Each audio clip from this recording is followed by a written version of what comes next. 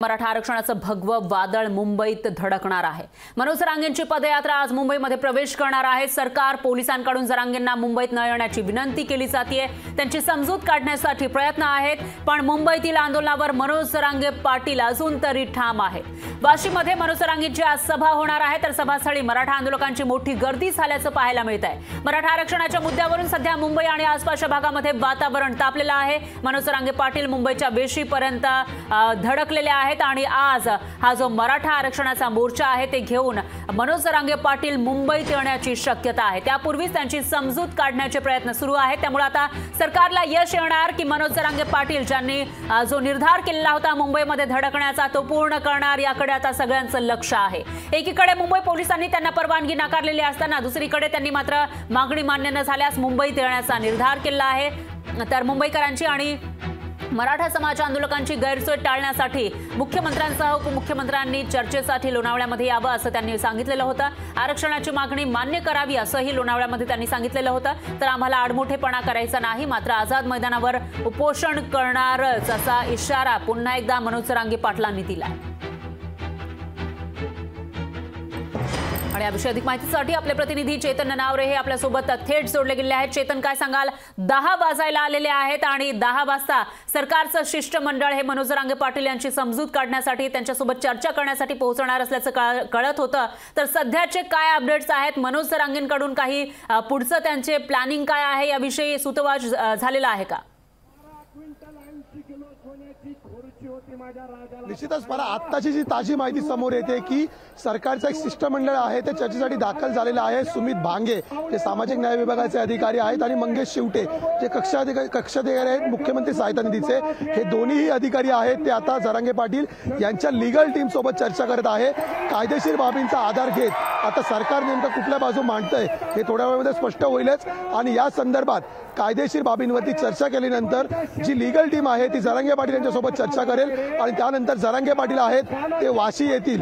या ठिकाणी ज्या ठिकाणी आपण उभे आहोत त्या छत्रपती शिवाजी महाराज चौकामध्ये येईल आणि आपली भूमिका जाहीर करतील। तत्पूर्वी एपीएमसी मार्केटमध्ये ज्या ठिकाणी काल रात्री जरांगे पाटील वास्तव्यास होते त्या ठिकाणी हे शिष्टमंडळाची चर्चा सुरू आहे। मात्र या ठिकाणी आता जरांगे पाटील यांची भूमिका ऐकण्यासाठी लाखो मराठा बांधव आहेत ते आलेले आहेत आणि सूचना दिल्या जात आहेत की जरांगे पाटील यांनी भूमिका स्पष्ट केल्यानंतर जर मुंबईकडे जायचं ठरलं तर वाशीवरून थेट आता द्रुतगती मार्ग पकडून उड्डाणपूल मार्गे थेट सीएसटी गाठायची आहे, आझाद मैदानामध्ये धडक द्यायची आहे आणि आरक्षण मिळाल्याशिवाय आझाद मैदान सोडायचं नाही असा पवित्रा तुर्तास तरी घेतलेला आहे।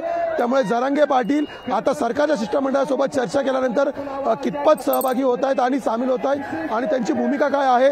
जर सरकारच्या शिष्टमंडळासोबत सकारात्मक चर्चा झाली तर कदाचित याच ठिकाणी हा निरोप सभा पार पडू शकते, मात्र जर ही चर्चा निष्फळ ठरली तर जरांगे पाटील या ठिकाणी येऊन थेट आदेश देतील आणि इथल्या सर्व मराठा बांधवांचं एकच म्हणणं आहे की इथून आपल्याला थेट जायचं आहे। आपण काही लोकांशी बातचीत करूया मराठांशी।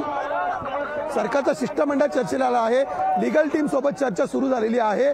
जर जरांगे पाटलांनी इथेच मोर्चा विसर्जित करण्याचा आदेश दिला तर काय पवित्र असेल आणि जर मुंबईकडे जायचे आदेश दिले तर काय पवित्र असेल? जरांगे साहेब आमच्यासाठी देव आहेत, देव ते जे सांगतील तेच आम्ही करू। जरांगे पाटला सांगलं इथं थांबा वाशीला तर आम्ही वाशीला थांबू, समुद्रात उड्या मारा म्हटलं समुद्रात उड्या मारू, एक मराठा लाख मराठा। पोलिसांनी परवानगी नाकारलेली आहे मुंबईत येण्यापासून।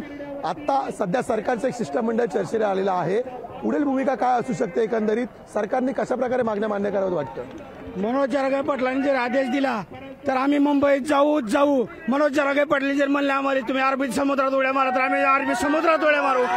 कुठलं सरकार कुठलं काढलंय, कुठलं पोलीस प्रशासन आणलंय?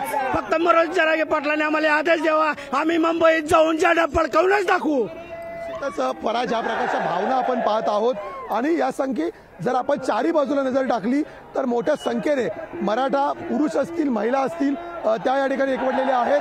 समोरचे व्यासपीठ दिसत आहे, या व्यासपीठावरती जरांगे पाटील येतील आणि आपली भूमिका स्पष्ट करतील। त्यानंतर दुसऱ्या बाजूने जे मराठा बांधव आहेत ते मुंबईच्या दिशेने कूच करू शकतात। त्यामुळे आता नेमकं सरकारसोबतची शिष्टमंडळाची चर्चा जी आहे ती कितपत यशस्वी ठरते हे अवघ्या काही मिनिटांमध्ये स्पष्ट होणार आहे आणि त्यानंतर जरांगे पाटील या ठिकाणी आपली भूमिका स्पष्ट करतील। त्यामुळे मुख्यमंत्री आता या संदर्भात काय तोडगा काढतायत याकडे सर्वांचं लक्ष असेल। अगदी बरोबर आहे चेतन, आता काय तोडगा काढला जातो, जरांगे पाटील आपली काय भूमिका सादर करतात याकडे याकडे सगळ्यांचं लक्ष आहे आणि हे जे आंदोलक आहेत ते मनोज जरांगे पाटील जे म्हणतील ते करण्यासाठी तयार असल्याचं म्हणतायत। त्यामुळे सगळ्यांचं लक्ष आहे ते जरांगे पाटील यांच्या भूमिकेकडे, पण आंदोलकांची संख्या सुद्धा मोठी आहे आणि त्यामुळे हा जो मोर्चा आहे जिथपर्यंत नजर जाईल तिथपर्यंत मराठा समाज बांधव आज मुंबईमध्ये दिसतायत आणि त्यामुळेच आपले दुसरे प्रतिनिधी स्वप्नील जाधव हे सुद्धा या मोर्चामधून आपल्यासोबत जोडले गेले आहेत। त्यांच्याकडून आपण अपडेट घेऊया। स्वप्नील, काय सांगाल? आता आपण बघितलं की मोर्चेकरी म्हणतायत मनोज जरांगे पाटील जे म्हणतील ते आम्ही करू, तुम्ही जिथं आहात तिकडचे काय अपडेट्स मिळतात? मनोज जरांगे पाटील यांच्या विषयीच्या काही सूचना आलेल्या आहेत का? कारण काही वेळापूर्वी त्यांची प्रकृती ढासळल्याची माहिती सुद्धा समोर आली होती।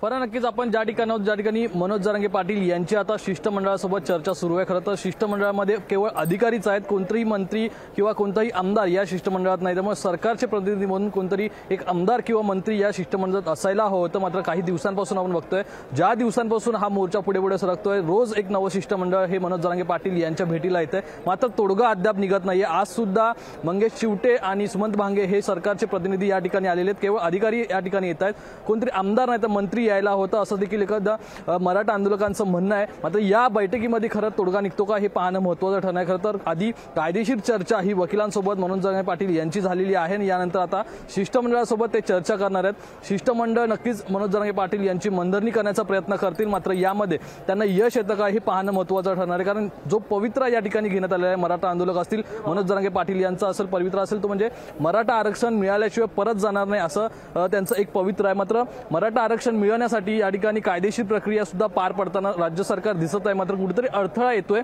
आणि हे अडथळे लवकरात लवकर दूर करू फेब्रुवारी महिना मागतायत राज्य सरकारकडून। फेब्रुवारीचा अल्टिमेटम दिला जातोय, कारण फेब्रुवारीमध्ये एक अर्थसंकल्पीय अधिवेशन हे आहेच, मात्र त्यापूर्वी विशेष अधिवेशन घेऊन त्याबद्दल चर्चा करू अशा प्रकारचं आव्हान हे सरकारकडून करण्यात येत आहे। मात्र याला कुठेही प्रतिसाद हा जरांगे पाटील असेल किंवा मराठा आंदोलक असेल यांच्याकडून मिळत नाहीये। मात्र या ठिकाणी मनोज जरांगे पाटील यांच्या चर्चा सुरू असताना बाहेर जर आपण बघितलं तर मोठ्या प्रमाणात मराठा आंदोलक या ठिकाणी जमलेले आहेत आणि पोलीस सुद्धा एकूणच शांततेचं आव्हान करताना या ठिकाणी दिसत आहेत। मात्र कुठेही या ठिकाणी मराठा आंदोलक आहेत ते ठोस मागणी किंवा ठोस जोपर्यंत कायदेशीर पुरावा किंवा एकदम तोडगा निघत नाही तोपर्यंत मागे हटणार नाही असं एकंदरीत पवित्र आहे तो मराठा आंदोलकांचा आहे। फरा निश्चितच स्वप्नील, मी तुमच्याकडे येणार आहे। पुन्हा एकदा आपण जाऊयात चेतन ननावरे यांच्याकडे। चेतन, आपण बघितलेलं होतं मोठ्या संख्येने मराठा समाज बांधव या मोर्चामध्ये सहभागी झालेले आहेत आणि तुम्ही सध्या कुठे आहात आणि इथून मुंबईच्या दिशेने जो निघण्याचा मार्ग आहे तो किती लांब आहे, त्यासाठीच्या काही हालचाली तिथे दिसतायत का?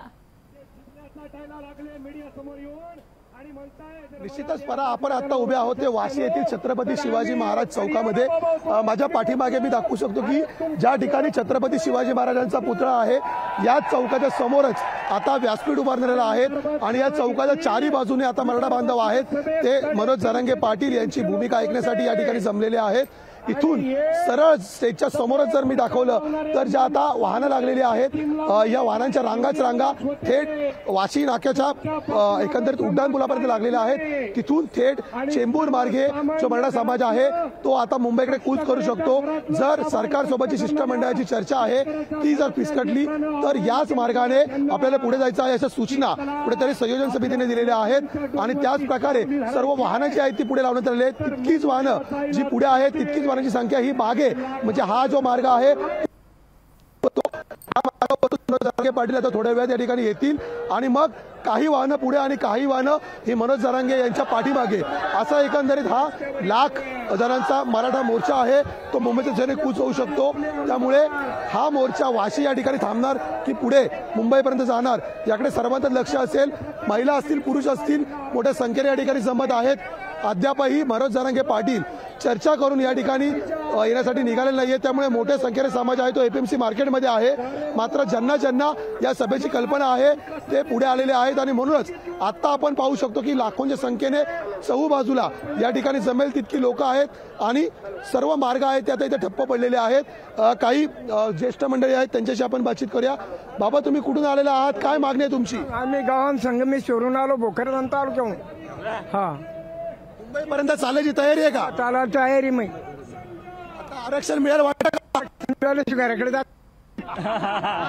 आपण पाहू शकतो की ज्येष्ठ मंडळी असतील आरक्षण मिळाल्याशिवाय मुंबई सोडणार नाही हीच भूमिका सगळ्यांची आहे आणि म्हणूनच आता एकंदरीत जी वाहनाचे ताफे लागलेले आहेत ते थोड्या वेळात रवाना सुरुवात होतील.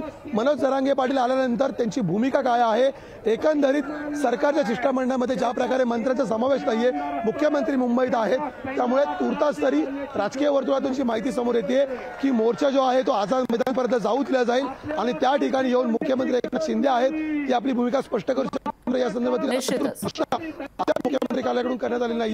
त्यामुळे मुख्यमंत्र्यांच्या भूमिकाकडे सगळ्यांचं लक्ष आहे की मुख्यमंत्री स्वतः जरांगेंची भेट घेत आहेत का किंवा त्यांना भेटीसाठी बोलवत आहेत का आणि या संदर्भातील जो तोडगा आहे तो काढतायत का. अन्यथा हा मराठ्याचं जे भगवं वादळ आहे ते मुंबईत, तर निश्चितच मुंबईची भौगोलिक रचना पाहता संपूर्ण मुंबई आहे ते ठप्प पडू शकते. निश्चितच चेतन, आता आपण जर दृश्य बघितली तर सगळीकडे हे भगवं वादळ मराठ्यांचं आपल्याला नवी मुंबईमध्ये धडकलेलं दिसतंय आणि आपल्या गाड्यांचे जे तोंड आहे ते मुंबईच्या दिशेनं करून ठेवा अशा सूचना कालच जरांगे पाटलांनी केल्या होत्या. त्यामुळे आता पुढे नेमकं काय होणार याकडे सगळ्यांचं लक्ष आहे. दरम्यान तुमच्या दोघांचेही धन्यवाद आणि तुम्हा दोघांकडून आपण या मोर्चाचे अपडेट्स घेत राहूयात.